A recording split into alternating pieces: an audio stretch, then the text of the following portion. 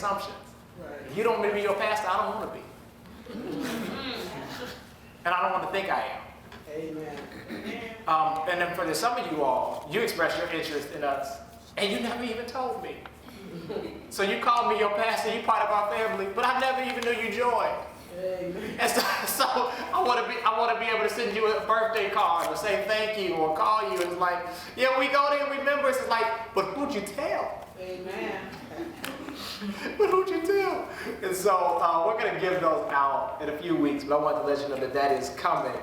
And I want to let you know the biggest reason for why. It's not that much is changing. It's just that I want to make sure I know who we're rolling with as we get ready for this new stretch in this next season. Is that all right? Amen. All right. I want to jump right into the word, and I'll come back and pick up everything else a little bit later, if that is okay with you. So we're in a series called You've Got What It Takes. You've Got What It Takes. And the idea behind each of these weeks has been pushing us toward really God's preferred future for our life. And I talked about how oftentimes we spend time focusing on what it is that has not been working, what isn't working, what I wish was working, how I wish it was working, how I wish it would have happened sooner, how I wish it would have been this, how I wish it would have been that. But it's important for all of us to honestly assess and adjust our belief system. Because what you tell yourself typically determines what you believe about yourself.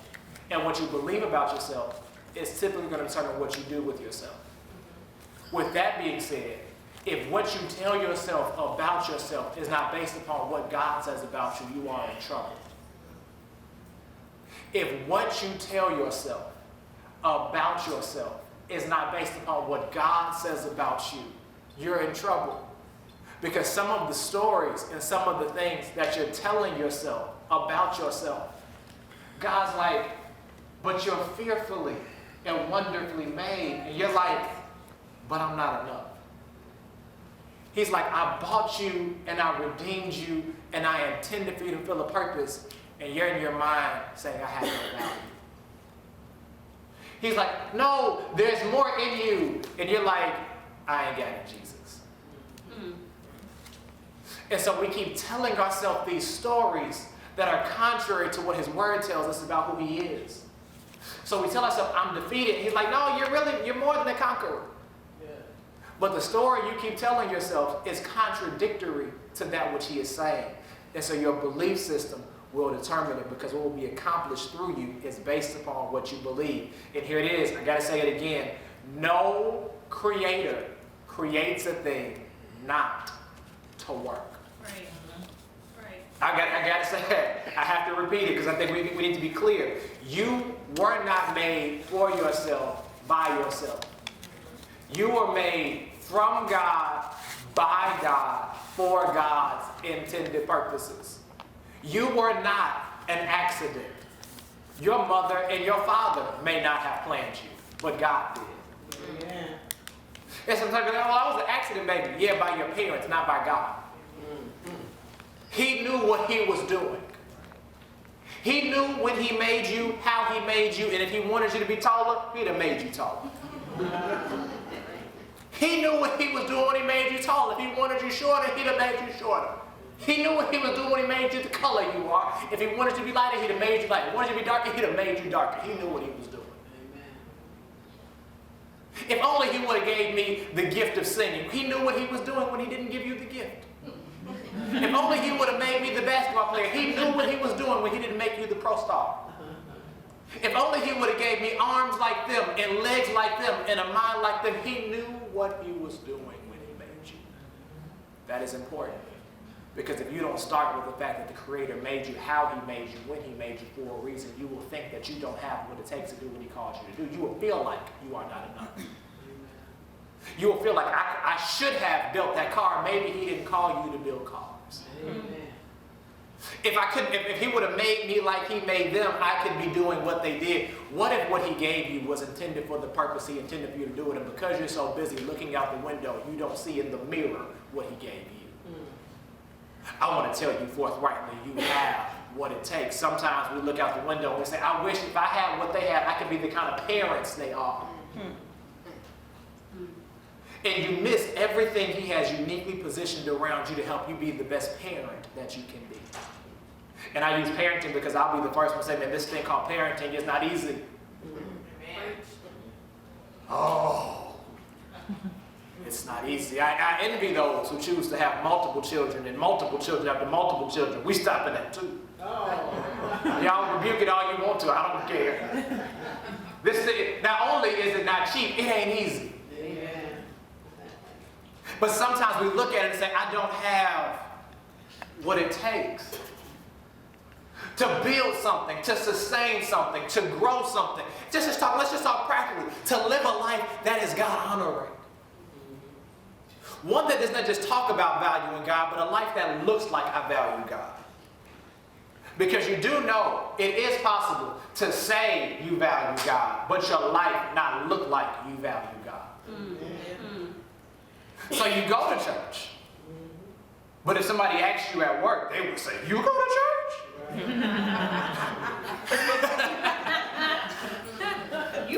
I remember when I was a kid, there was an older relative in my family.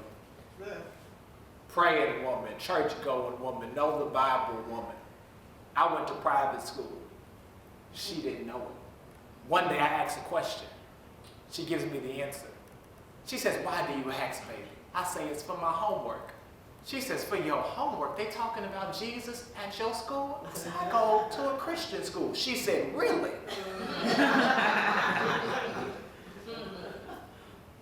Because it is possible to go to something, show up to something, talk about something, and not live it out. Amen. It's possible to be affiliated with something and not look like you believe in it. Am I making sense? Yes. So if it is, you are going to step into that which he's called you to. If you're going to become the person that he intended for you to be, the man, the woman, the parent, the father, the uncle, the brother, the worker, the professional, the owner, whatever that thing may be, and all of those things that it may be, you have got to have this belief system that God's not lying to me. If I think God's lying, I'm in trouble, Ron. So I want this. This is my heart's desire. And I'm like, I want to be married, or I want this, or I want that. And God's like, I'd give it to you, but you're not getting this other stuff right. And if I gave it to you, could you keep it? Could you sustain it? Would you appreciate it? Would you value it? Well, God, of course I would. Well, what are you doing with what I gave you? Because you believe what I gave you. Get this, because you believe what I gave you is not enough. See, part of the reason why some of us are where we are is because we don't believe we are enough. We don't believe we have enough. We don't believe we have what it takes. And we are comparing other people's situation to ours, not knowing not just what their other variables are, but not knowing what it is that God is desiring and intending to do in your life uniquely. So I keep looking at what is or is not happening for me based upon what is or is not happening for others. But as I told you last week, I cannot allow what happens or does not happen for others to dictate or determine what can happen for me. I can't allow what does or doesn't happen for others to dictate what can or cannot happen for me, because ultimately some of us say stuff like, everybody I know applied for the job and they didn't get it, so I'm not going to apply. And my response back is, why? The fact that they didn't hire everybody else means they still looking. And just because they didn't hire them don't mean they might not hire me.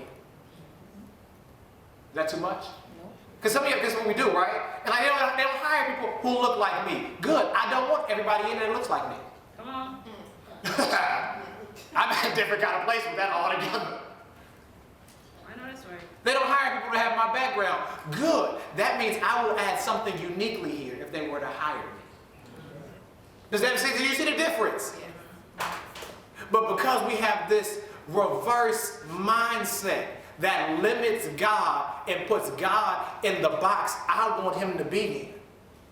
And not the box that says, what did the Creator intend for me to experience as his product?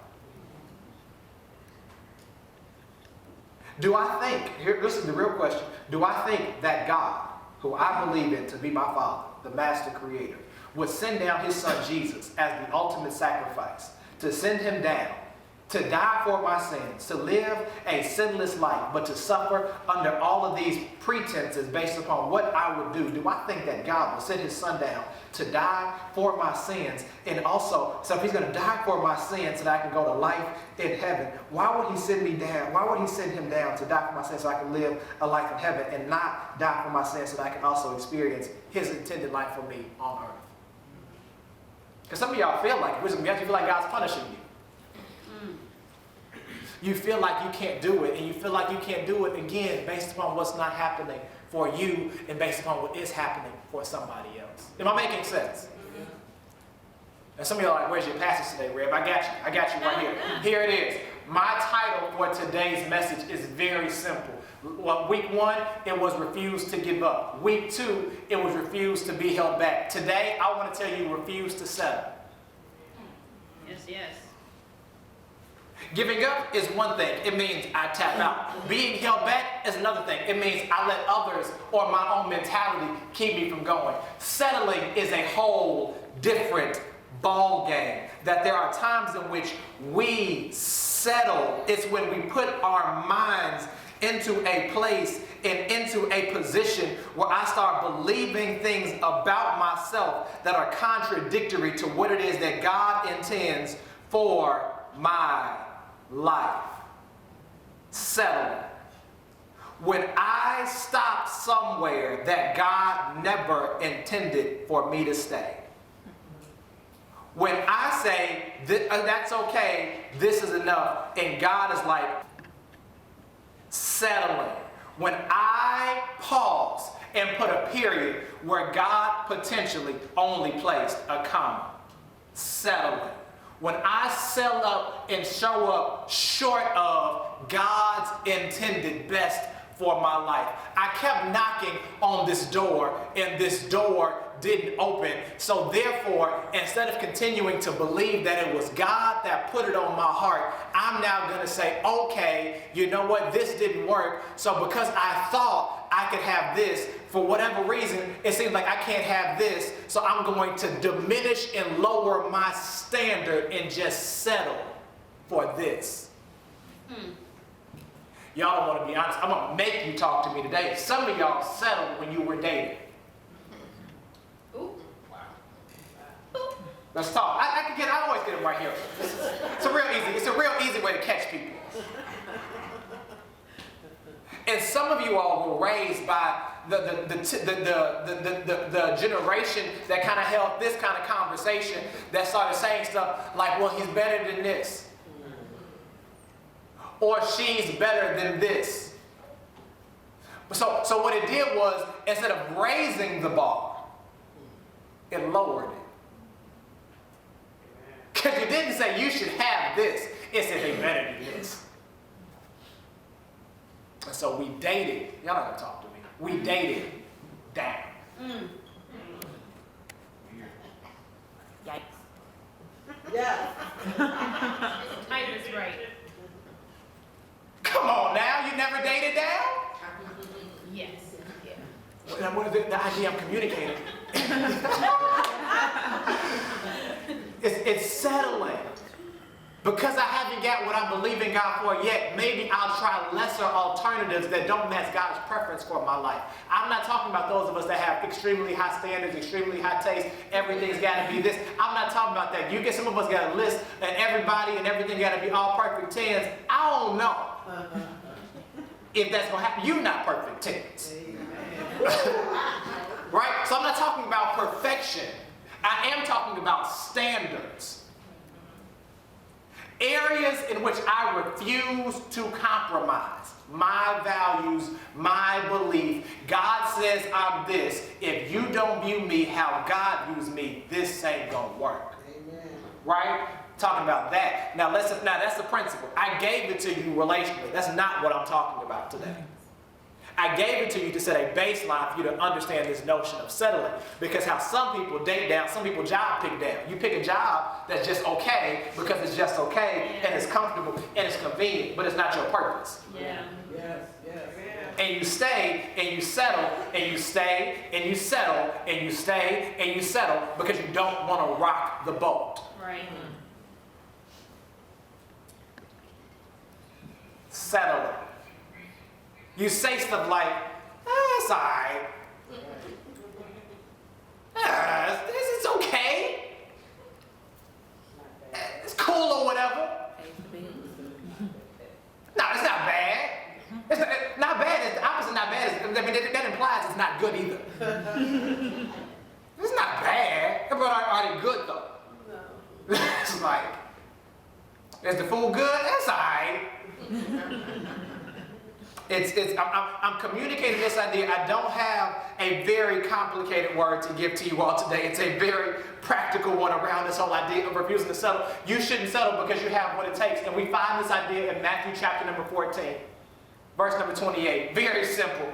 Some of you all are familiar with the story. It's verse number 28. It says, and Peter answered him, Lord, if it's you, command me to come to you on the water. He said, come. One word. Peter got out the boat, walked on water, and came to Jesus. But when he saw the wind, he was afraid and began to sink, saying, Lord, save me. Keep it up there right there.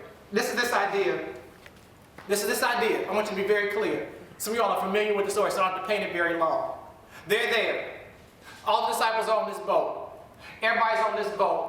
There's a storm breaking out on the boat. Jesus is on the water. They see Jesus. They think Jesus is a ghost. Peter says, Lord, if it's you. Peter makes up in his mind, I refuse to settle for staying in this mess. This is the principle.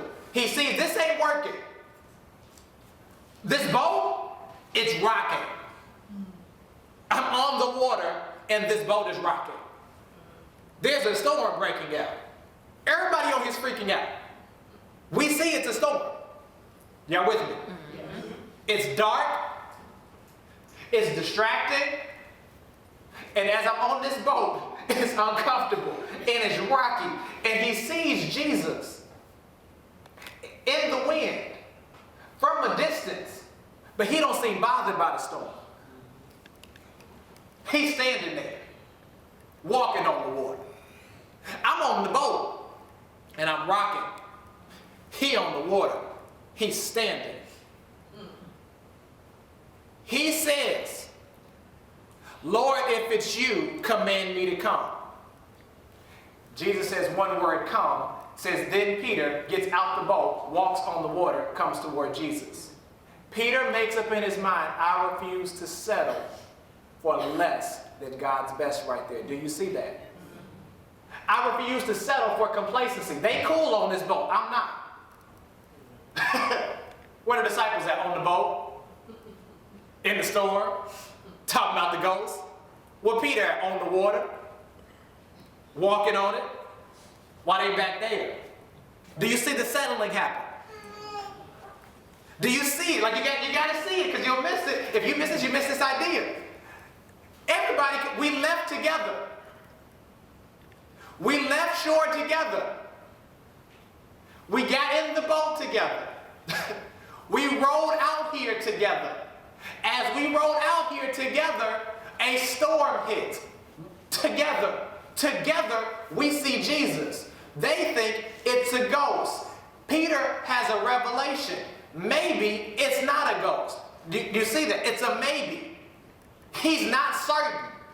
So he says, Lord, if it's you, command me to come. He's not certain that it is him.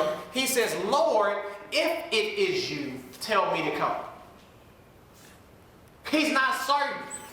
But what he is certain of is this ain't working. Most of us would rather stay here with what we know is not working instead of rocking the boat saying, I can't settle for this. Instead of saying, there's a chance if I do something different, If I try something different, this ain't working. I can't make the storm stop. Right. I'm too far out here to go back. Yeah. Some of us, the point I'm making here is some of us have gotten so content with how things are in this storm we don't like. And you settle for this mindset of saying, well, that's just how life has to be. It is what it is. My mama was broke. Grandmama was broke. I will be broke. Broke just is what broke run in my blood. Daddy wasn't faithful. Mama wasn't faithful. Unfaithfulness run in my blood. Show me the blood trait that says that. We settle. Here's why we settle, because of the stories we tell ourselves. I want you to see this. There's a belief system here that you have to see in this story. Give it to me. Verse number 26. But when the disciples saw him on there, they were terrified, and they said, it is a ghost. So they said it's a ghost. Peter said, Lord, if it's you. Verse 28. They say it's a ghost. Peter says, Lord, if it's you. Something about their eyes see a ghost. Something about his eyes see maybe that's Jesus. Mm-hmm. That's a belief system. Two people can see the same thing and see two different things. That's good. That's good. But if I'm content with settling, I'll never look for more. They would say, how is it I can maintain on the boat? Peter's like, I need safety. They just want to maintain. He's like, I want better. Do you see it? Because he don't just say, Lord, if it's you. Look at it. Here's what you would have said. Let's be honest. You would have said, Lord, if it's you, stop the storm. Amazing. Right? Yeah. It's what we would have said. It's what we say. Stop. Make it stop. End it. End it, please, now, Jesus. Just end it now. Make it go away. It's what they did before. When Jesus was sleeping on the boat and the storm was happening that time, they went and got Jesus. Jesus, make it stop. Peter don't say that. Peter's request is not, Lord, if it's you, make the storm stop. Peter's exposed, get this, he's exposed to another level of living and says, if that's you, I want what you have.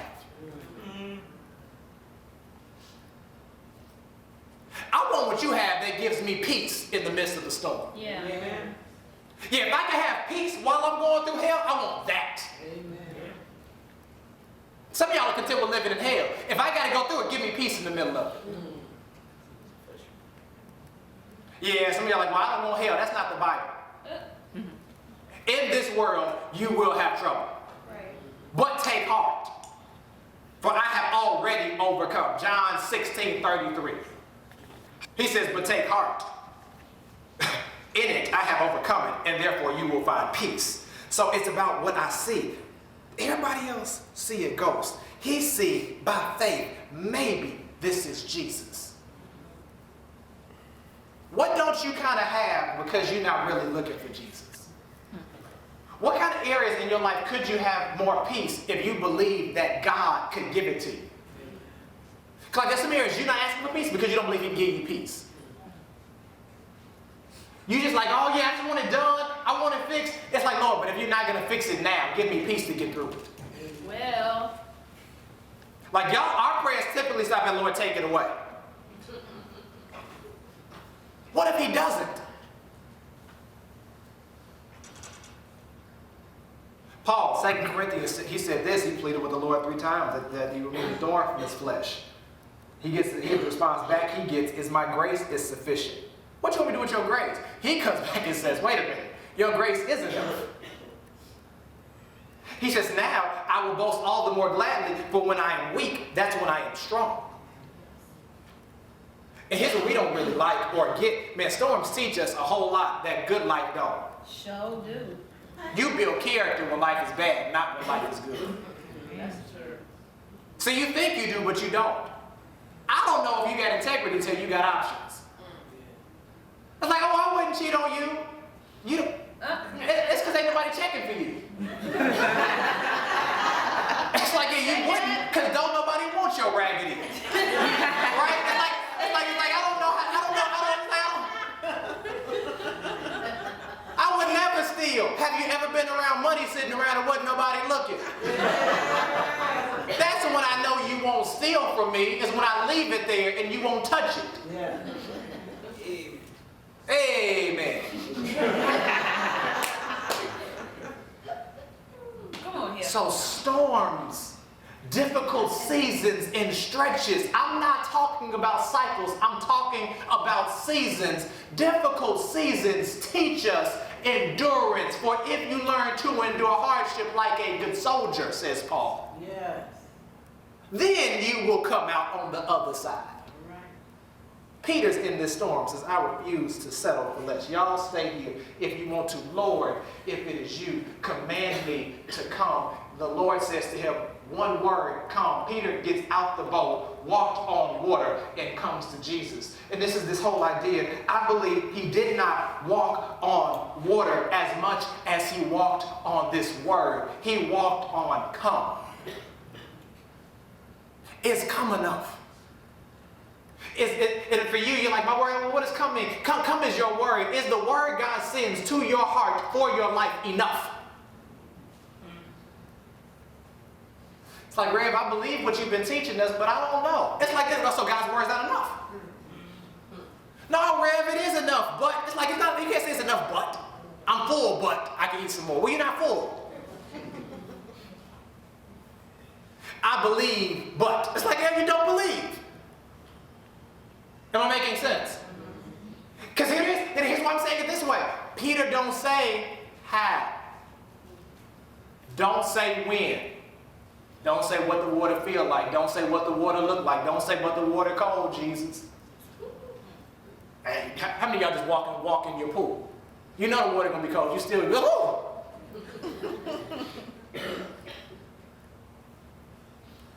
He sees something different. He says, this is the man that's been talking to me and telling me my whole life. I don't watch him do miracles. And if it's you, I want the peace you got that's standing in the storm. I want that. They can be unsecure and rocky, but I want your peace. I want that. And I refuse to settle for this when that's an option. Here it is.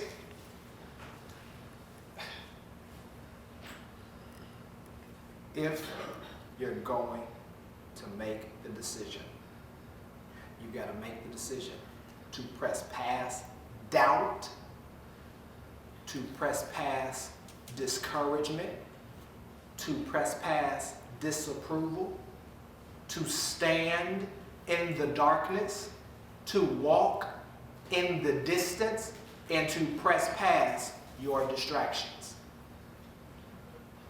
Fight through discouragement, disapproval, and doubt. Walk in the darkness. Walk the distance and walk through distractions. Some of you all have some semblance of faith, but you only got like strong faith. So you can believe well, but for short periods of time. Real strong faith doesn't just believe short periods of time. Real faith believes long distances of time. It's not just quick spurts. Yeah, I believe you do it today. But if you don't do it today, I'm done. He says, come. Peter gets out the boat, walked on water, comes toward Jesus. But when he saw the wind, he was afraid and began to sink. The wind was there the whole time. The wind did not leave. The wind did not stop. Nothing tells us that happened. So something had to happen with his faith. I had enough faith to get out the boat. I had strong faith in the moment to trust that word. But do I have long faith to stay and stand on your word even when the distractions come? Am I making sense? Because some of y'all start off real strong. You're real strong. You get in your word, you praying, you encourage, but then life hits. The wind hits. The wind blow up against you. It just brushes you a little bit. You snap right back into this other place of doubt and discouragement. You don't just need long, strong faith. You need long faith. Can I keep believing? Because God did not change his mind. I know it's the 11th month, and you thought you would have became what he intended by now, but can you keep believing you can become what he says you could be? Amen. Long faith. Peter doesn't quite lose sight, he loses focus. It don't change who Jesus is, it does change his focus on what he was doing. The wind blew up against him. What wind is hitting your life? And it's causing you to lose focus. What wind is hitting your house and it's causing you to lose focus? What wind is hitting you at work and it's causing you to lose focus? Stay focused. Why are you here? Yeah. God, why do you have me here where I am right now at home? Why do you have me here right now where you have me in my family? Why do you have me here right now at this workplace? And when he gives you those answers, you need to write those answers down. That way when the wind hits, you're not distracted.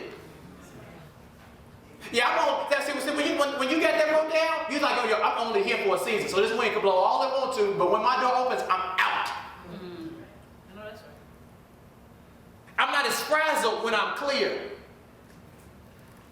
If y'all walk into the fight and I know I'm going to get hit a couple times, I'm cool. I just need to know I win in the end. But some of you all aren't clear on the fact that we win in the end of this. You keep forgetting he gave you victory. You keep forgetting that what you may be enduring is a temporary moment. It is a season. It is a stretch. Unless you're in a cycle. If you're in a self-inflicted cycle, that's a mindset. You've got to break that. But if you out here in the water, in the storm pit, and he orchestrates the storm, he got you in that storm for a reason. I refuse to settle. I refuse to accept something that is less than God's best. Here it is. I wrote this down. You can write this down and I'll let you go. The storm you are in is not your destiny. Mm-hmm. But your destiny may be demanding you go through the season you're in. Yeah, in other words, what you're in ain't the final story, but your final story might need what you're in right now. Yeah. That's good. Yeah, this ain't the end, but you need this so you can have this to endure when life hits again, because life's gonna hit again. So you need this. If you get this lesson here, you're gonna be good when the next storm comes. Some of y'all keep getting rocked by the same storms. Oh, they hit the kids again. Oh, the devil hit the kids again. Oh, the devil hit the kids again. Each time you're surprised. He's gonna hit the kids. I'm sorry.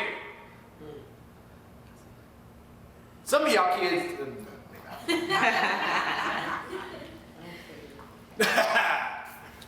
We got company.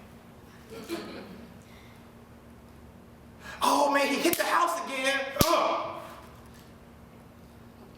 And some of y'all, I want to be clear. I want to be very clear. Some of it ain't always deep.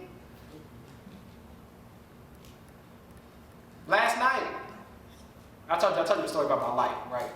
Yeah. Remember the story about my light? The ladder, the light? Yes. Yes. Right. So all of that. Remember that. For those who don't know, it's extremely high ceiling, I don't know, 20-foot ceiling in one of these rooms. And so I had to get this big old ladder, carry it in, almost broke my back, but I was being strong for my wife, all this kind of stuff. So I do all of this. And so yesterday, I turned the light. I don't think we've ever turned that light on since we've been in there. Maybe once upon a time. We turn the fan on often. We turn the fan on, it's a ceiling fan. But the light, we turned the light on yesterday. And so it's about 10 o'clock at night last night. I'm getting ready to go upstairs. I try to go turn the fan. I go turn the light on. Light don't go off. Light don't. I mean, we just push it. We push it. I give it to Cammy. Cammy just push it. I change the battery again. Push it. The light don't go off. Ain't nothing happen. Give it to Jerry. Light don't go on. Do y'all know? I stayed up till dawn almost 1:30 this morning, determined to turn this light off. No, when I had church in the morning. Right? It's not like I didn't have nothing to do. It's like distraction. Can't be close the door. Jace closed his door. I'm the fool. Up all night. Trying to turn this light on. Now the Lord eventually said, you're not going to have enough sense to go to bed, so I'm going to make it work. Amen. Here we go. But the lesson is not long faith in that story. That's not the lesson. The lesson is sometimes you can become so distracted by stuff that really don't matter. Well, Yes. And you spend all this time, hours of energy and brain power in this, into something where it's like, if you don't fix it, it's okay. Yeah. Some stuff is like, I can handle this another day. Guess what would have happened if it didn't go off? I could have did it today. Yeah. And I could have had more options.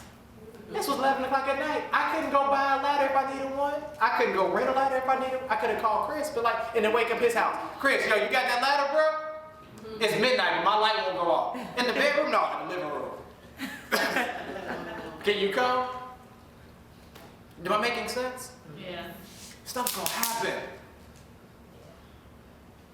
But can you refuse to say, no, it's not gonna disturb my peace, it's not gonna disturb my joy, it's not gonna disturb my goals, it's not gonna deter me from it's not gonna shake my confidence in God. God is who God said He is. Yes. I will not be moved. If He said it, that's it. I want what He says. Yes. I want to live the life He told me I can live because He told me I can live it. He told me I can be the best person I can be. I want to be the best person I can be. Yes. And refuse to settle.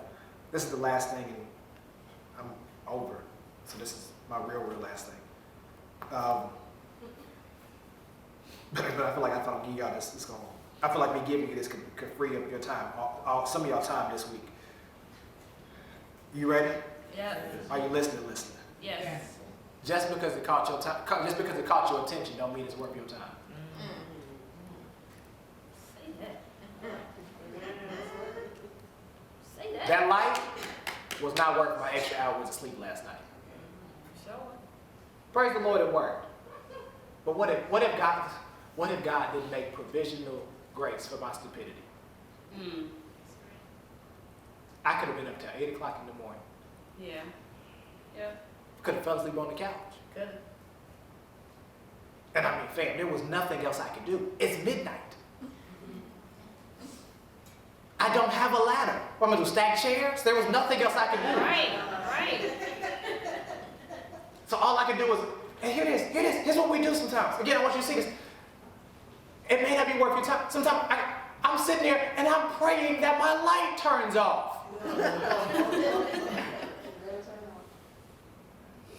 I could have been praying for y'all, for the church, for my family, I'm praying that my light turn off.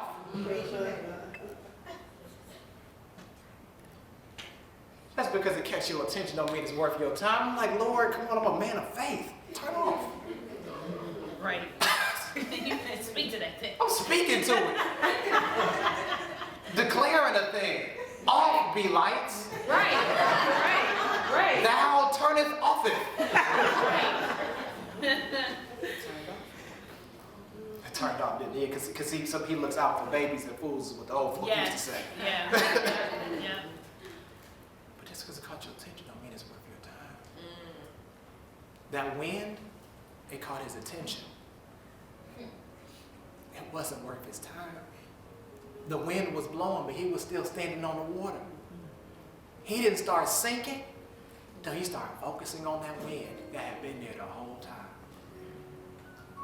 And some of us, we are sinking, or we start sinking when we start giving the wrong attention to the wrong stuff. And as that happens, you emotionally start bringing yourself down. You psychologically start bringing yourself down. You start doubting. You start getting discouraged. You start trusting. And it all started with a small piece of something that wasn't even worth your time. Yeah. What did God say? Who is he really? And do I believe he can do it? Jesus' response back was, "Oh, you of little faith. Why did you doubt? You had enough faith to believe it was possible. Why wouldn't you think I'd keep doing it?" Settling.